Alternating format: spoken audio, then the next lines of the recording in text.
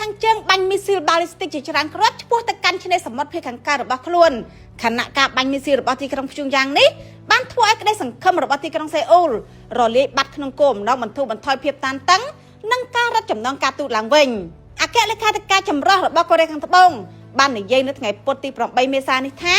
មីស៊ីលដែលមិនទាន់ស្គាល់អត្តសញ្ញាណទាំងនោះត្រូវបានបាញ់នៅម៉ោងប្រហែល 8:50 នាទីព្រឹកថ្ងៃអង្គារទី7មេសាពីតំបន់ជិតទីក្រុងវុនសាននៅឆ្នេរសមុទ្រភាគខាងកើតរបស់កូរ៉េខាងជើងនេះបើយោងតាមការចុះផ្សាយរបស់ Reuters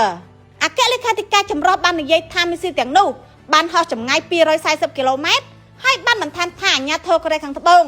និងសហរដ្ឋអាមេរិកកំពុងធ្វើការវិភាគលម្អិតអំពីការបាញ់បង្ហោះគ្រាប់មីស៊ីលទាំងអស់នោះយោធាកូរ៉េខាងត្បូងនិយាយបន្ថែមថាខ្លួនក៏បានរកឃើញការបាញ់មីស៊ីល ballistic មួយផ្សេងទៀតដែលសង្ស័យថាបាញ់ចេញពីតំបន់ជិតទីក្រុងព្យុងយ៉ាងកូរ៉េខាងជើងកាលពីថ្ងៃច័ន្ទទី6មេសាផងដែរក្រោយការបាញ់មីស៊ីល ballistic របស់កូរ៉េខាងជើងវិមានប្រធានាធិបតីកូរ៉េខាងត្បូងនៅថ្ងៃពុធទី8មេសានេះបានកោះប្រជុំបន្ទាន់នៃក្រុមប្រឹក្សាសន្តិសុខជាតិដែលហៅការបាញ់មីស៊ីលទាំងនេះថាជាការបង្កហេតុដែលរំលោភលើសេចក្តីសម្រេចរបស់ក្រុមប្រឹក្សាសន្តិសុខអង្គការសហប្រជាជាតិក្នុងនោះកូរ៉េខាងត្បូងក៏បានអំពាវនាវឲ្យទីក្រុងព្យុងយ៉ាងបញ្ឈប់ការបាញ់សាកល្បងបែបនេះទៀត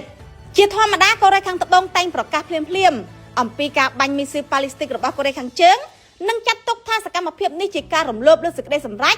របស់ក្រុមប្រឹក្សាសន្តិសុខអង្គការសហប្រជាជាតិដែលប្រឆាំងនឹងកម្មវិធីមីស៊ីល ballistic របស់កូរ៉េខាងជើងចំណែកកូរ៉េខាងជើងបានបដិសេធការហាមឃាត់របស់អង្គការសហប្រជាជាតិហើយនិយាយថាវាជាការរំលោភលើសិទ្ធិអធិបតេយ្យរបស់ខ្លួន